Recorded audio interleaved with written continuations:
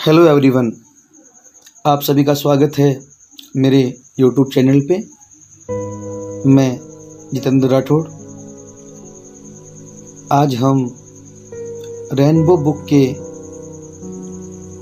Lesson 1 water, जिसको CV Raman ने लिखा है, इसका पार्ट 2 करेंगे, सॉइल इरोजन।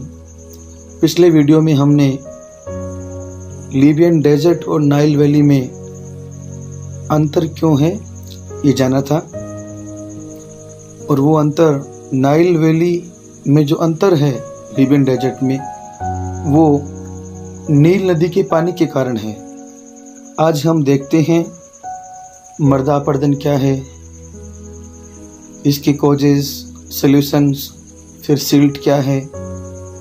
तो सॉइल इरोजन यानी मृदा अपरदन जो है, इसके कॉजेज, कारण, सॉल्यूशंस यानी समाधान, वो हम 1 बाय 1 देखेंगे। तो आप साथ में नोट डाउन करें। सॉइल इरोजन की अगर बात करें, मृदा अपरदन की, तो the process in which the top fertile layer of soil is cut or washed away with water, wind or other forces is called soil erosion। यानी वह प्रक्रिया जिसके अंदर टॉप फर्टाइल लेयर, सबसे ऊपरी उपजाऊ परत, सोइल यानी मिट्टी की, इज कट या तो कट जाती है, और वॉश्ड अवे या पानी के साथ बह जाती है, विद वाटर, चाहे वो पानी के साथ हो, विंड यानी हवा के साथ हो, और अदर फोर्सेस या किन्हीं अन्य कारणों के कारण हो, इज कॉल्ड सोइल इरोजन। इसे ही मृदा अपरदन कहा जाता है। इट रेड्यूसेस, और ये मृदा अपरदन जो है वो कम कर देता है फर्टिलिटी ऑफ द सॉइल, वो मृदा की उर्वरता को कम कर देता है। तो मृदा अपरदन भूमि के लिए, खेती के लिए हानिकारक है। यानी ऐसी प्रक्रिया जिसके तहत पानी, हवा या किसी भी प्राकृतिक या कृत्रिम बल के द्वारा मृदा का कटाव होना ही मृदा अपरदन की श्रेणी में आता है। तो आई होप आप समझ गए होंगे सॉइल इरोजन क्या है, किसे कहते हैं। अब हम इसके कारण जो हैं मृदा अपरदन के, वो देखेंगे। तो इसके 5 मुख्य कारण हैं, हम उन 5 को देखते हैं, उसके बाद में उपाय जानेंगे। कॉजेस की बात करें तो इसका पहला जो कारण है, वो है डिफोरेस्टेशन। दूसरा कारण है इसका हैवी रेन।